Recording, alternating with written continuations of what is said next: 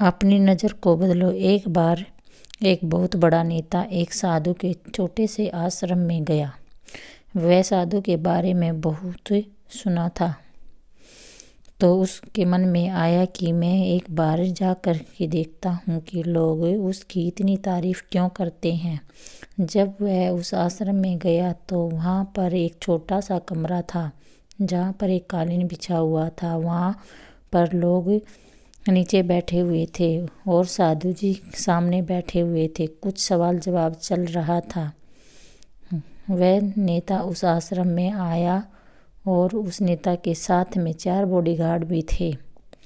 और उसकी यह आदत थी कि वह जहाँ पर भी जाता था लोग अपनी जगह से खड़े हो जाते थे और उसकी तरफ देखते थे, हाथ जोड़ते थे और सर झुकाते थे। लेकिन यहाँ पर ऐसा कुछ भी नहीं हुआ। साधु व्यस्त होने के कारण उनकी तरफ देखा तक नहीं। तभी नेता को लगा कि यह मेरी बेइज्जती है और वह इस बात से गुस्सा हो गया। नेता ने थोड़ा गुस्से से साधु की बात को बीच में काटते हुए कहा कि मैं आपसे कुछ कहना चाहता हूँ। साधु ने उसकी तरफ देखा और बोला, आप थोड़ी देर रुकिए, पहले मैं इनके सवालों का जवाब दे दूँ, उसके बाद मैं आपसे बात करूँगा। तब तक आप अगर चाहे तो आप बैठ सकते हैं। बस साधु का इतना कहने की ही देर थी। नेता का चेहरा गुस्से से लाल हो गया और फिर उसने अपना सारा गुस्सा उस साधु पर निकाल दिया। अभी तक वह नेता बहुत तमीज से आप कह कर बातें कर रहा था, लेकिन अब वह तू तड़ाक पर उतर आया। नेता ने उस साधु को कहा, तुझे पता है मैं कौन हूँ और तू किससे बात कर रहा है? साधु ने उसकी तरफ देखा और कहा, मुझे इससे कोई फ़र्क नहीं पड़ता कि आप कौन हैं, लेकिन आप जो भी कोई हैं, अगर आप चाहते हैं कि मैं आपके सवालों का जवाब दूं या आपसे बात करूं, तो आपको कुछ देर रुकना होगा। और साधु की यह कहते ही नेता से पागल हो गया।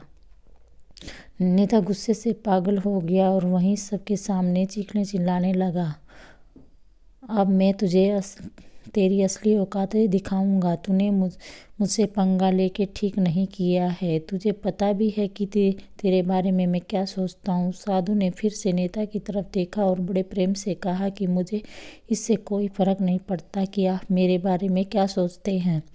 आप जो चाहे वह मेरे बारे में सोच सकते हैं। फिर नेता ने उससे कहा कि तू चाय सुनना चाहता है या नहीं, लेकिन मैं तुझसे यही सब के सामने बताऊंगा कि मैं तेरे बारे में क्या सोचता हूँ।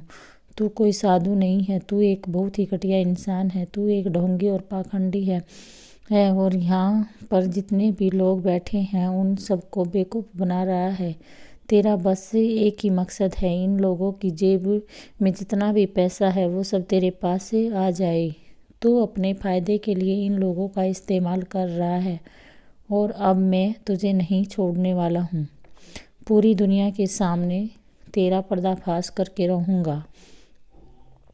लेकिन उसके इतना बोलने के बाद भी हल्की सी मुस्कान उस साधु के चेहरे पर बनी ही रही। ये देखकर वह और भी तिलमिला गया और उसने कहा कि अब बहुत हो गया है, अब मैं यहाँ 1 मिनट भी नहीं रुकने वाला। लेकिन अभी भी तेरे पास मौका है। अगर मुझसे माफ़ी मांगनी है या मुझसे कुछ कहना है तो कह सकते हो।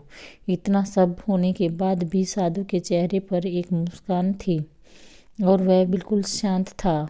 फिर उन्होंने अपनी आंखें बंद करी और फिर साधु ने अपनी आंखें खोली, हाथ जोड़े और कहा कि मुझे आपसे कोई गिला शिकवा नहीं है। आपके लिए मेरे मन में कोई भी गलत ख्याल नहीं है।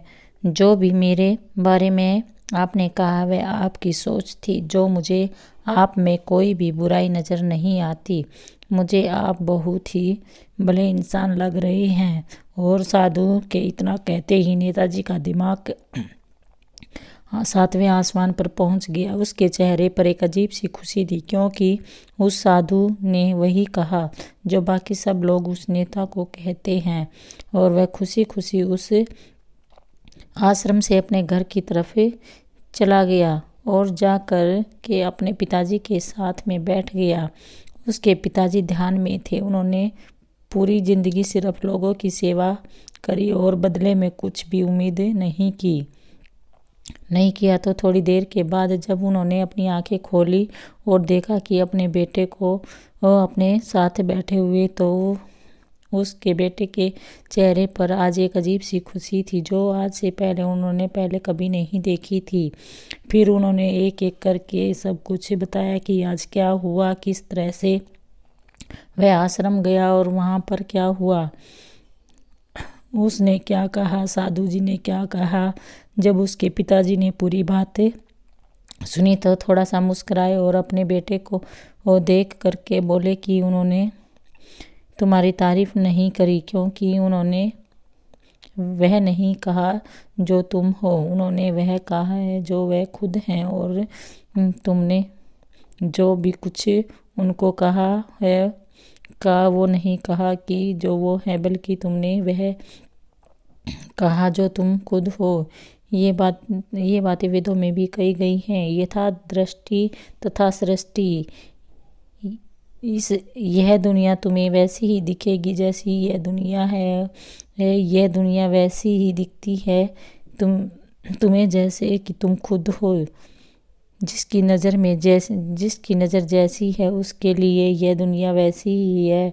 तो अगर तुम अपनी दुनिया को बदलना चाहते हो तो उसका सिर्फ एक ही तरीका है, अपनी नज़र को बदलो। धन्यवाद। अगर कहानी पसंद आई तो इसे लाइक करें, शेयर करें और चैनल को सब्सक्राइब जरूर करें।